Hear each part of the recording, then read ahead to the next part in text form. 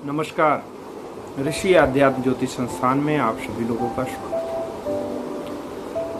आज आप लोगों को एक बहुत ही अलग मुद्दे पर चर्चा करने के लिए उपस्थित हुआ हूँ।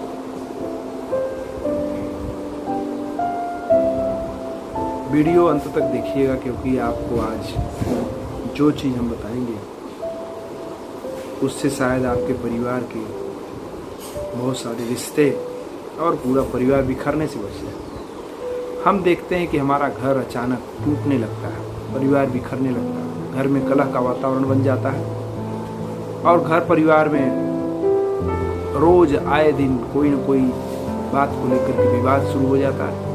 और एक दिन ऐसा आता है कि घर तार तार हो जाता है, बिखर जाता है, सब अलग अलग हो जाते हैं। कभी कभी तो ऐसी घटनाएं हो जाती हैं जिसका कि संस्मरण हो जाता है, वो इतिहास बन जाता है। घर में अकाल मृत्यु हो जाती है, कोई मर जाता है, कोई फांसी लगा लेता है, कोई जहर खा लेता है, ऐसी तकलीफ भी हो जाती है। कारण क्या है? मूल कारण में अगर हम इसके जाएं तो अधिकतर घरों में आज के समय में पितृदोष विराजमान है। कोई न कोई प्रेत दोष, पितृ दोष है, जिसकी वजह से मति और बुद्धि भ्रष्ट हो जाती है और लोग आपस में ही विवाद करने लगते हैं, अपनों को ही दुश्मन मान बैठते हैं और स्थिति खराब हो जाती है। लेकिन उसको अगर हम विस्तृत करें थोड़ा तो एक कारण बहुत प्रमुख मिलता है। प्रमुख कारण ये मिलता है कि हमारे घर में कोई ऐसा व्यक्ति, हमारे रिश्तेदारों में कोई ऐसा व्यक्ति मौजूद होता है जो हमारे घर को, जो हमारे परिवार को घून की तरह चलता रहता है। कभी कभी तो वो ये चीज जानकर करता है, समझकर करता है, लेकिन अधिकतर मामले में ऐसा देखा गया है कि उसको भी नहीं पता होता कि वो क्या कर रहा है। उसको समझ में नहीं आ रहा है कि वो क्या कर रहा है। वो तो मात्र बात का रस लेता है, वाणी का आनंद लेता है, निंदा का रस लेता है और कुछ चुगली करता है। उसको तो मजा मिल रहा है, उसको तो आनंद मिल रहा है, लेकिन आपको विश्वास नहीं होगा कि उससे पूरा परिवार बिखर जाता है। मेरे प्यारे, पूरा परिवार टूट जाता है।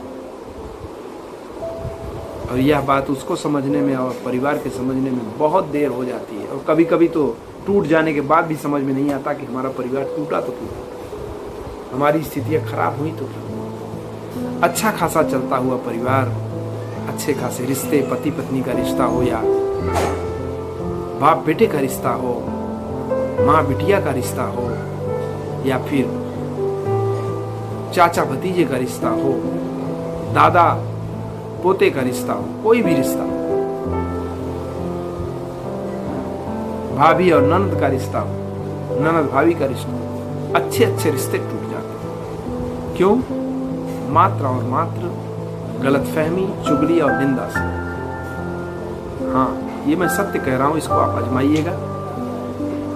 आपके भी शायद जीवन में ऐसा अनुभव हुआ होगा।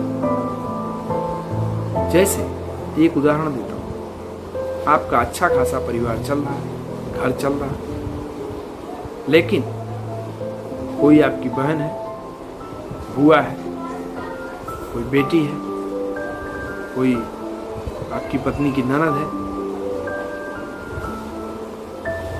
कोई भी रिश्ता ऐसा हो सकता है। आपके साढ़ू हैं या साली हैं, सरहज है, कोई रिश्ता हो सकता है जहाँ से आपका लगाव है, जहाँ से संबंध है, जहाँ से रोज बातें हो रही हैं, रोज फोन पर बात हो रहा है, दिन भर में एक दो फोन आ ही जाते हैं, या कभी कभी तो दिन भर में लगभग ज़्यादा समय उन्हीं से बात हो रहा होता है। तो आप ही सोचिए कि ऐसे माहौल में इतने अधिक फोन, जहां सब व्यस्त हैं, इतने अधिक फोन क्यों आते हैं और क्या होता है उस फोन का, उसका मतलब क्या होता है और वो फोन पर बात क्या होती है। जब आप पूरी बात को रीड करेंगे तो आपको समझ में आएगा कि फोन पर जब अपनी बात और अपना हालचाल खत्म होता है, इसके बाद शुरू होता है निंदा रस। उनकी निंदा, उनकी चुगली, बस और इससे क्या होता है कि अगला आदमी अगर मन का पवित्र भी है, अच्छा भी है, भोला भी है, तो उसको ऐसे लोग घुन की तरह उसके मन को खराब कर देते हैं। उसको कहते हैं मंथरा। मंथरा मतलब जो मन को थर दे, मन को थरने को कहते हैं मंथरा। क्या किया था मंथरा ने? अच्छे खासे घर को, अच्छे खासे रिश्ते को बर्बाद कर दिया था, और उससे जो परिणाम प्राप्त हुआ वो प्राप्त यही हुआ कि जहां राजा राम को राज्याभिषेक होने वाला था, वहां वो वन को चले गए, जंगल को चले गए राम लक्ष्मण सीता के साथ, और इधर उनके पिता उनके वियोग में प्राण छोड़ देते हैं। पूरे समाज में उस परिवार की बदनामी होती है, पूरा समाज थू थू करता है। ऐसे विराट घर को भी, ऐसे महान सूर्य वंश को भी बर्बाद कर देने का सूत्र है मंथरा के पास।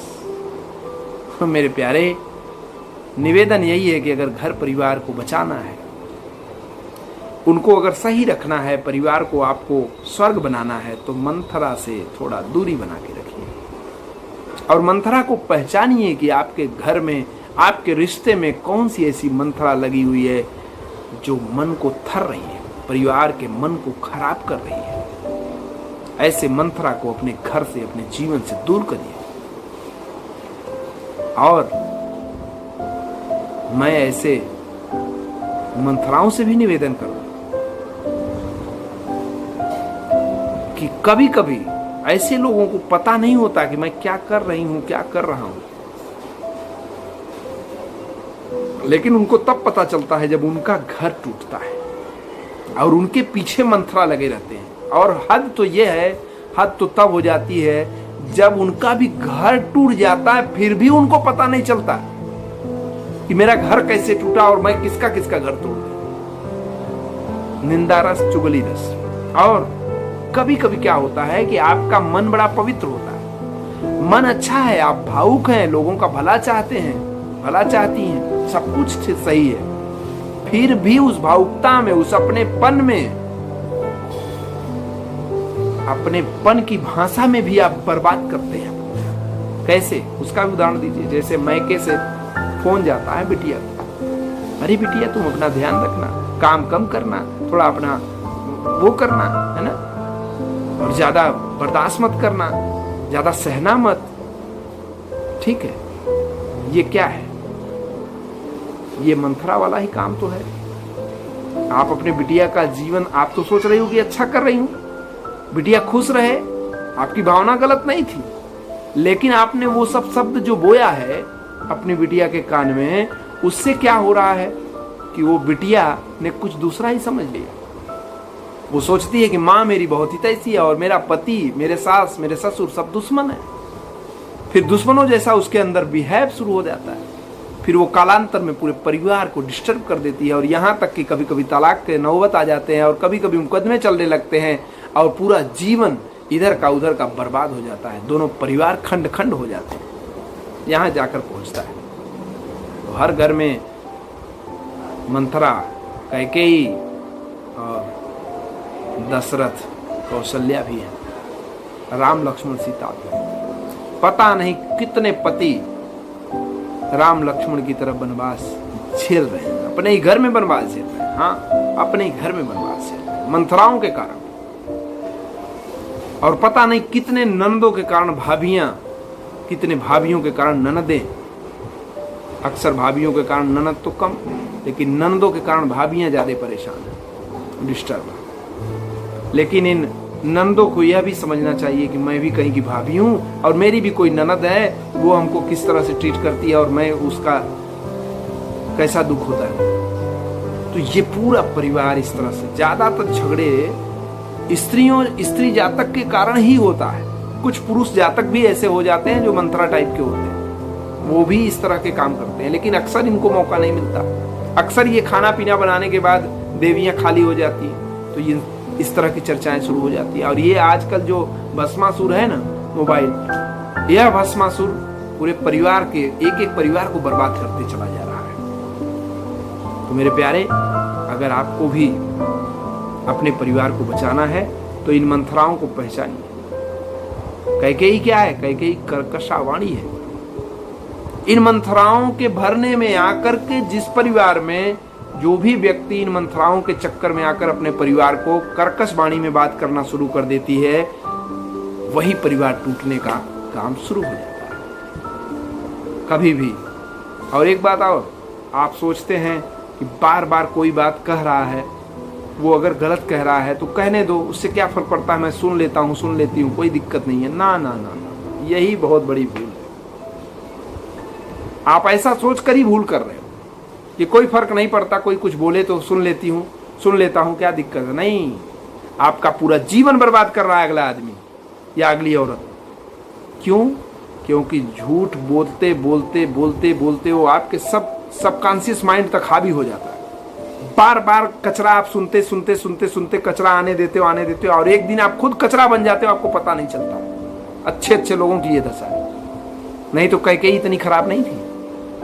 कैकेयी राम को कौशल्या से अधिक मानती थी। आप ये समझ लीजिए और रामायण पढ़ करके देख लीजिए। फिर वो कैसे खराब हो गई?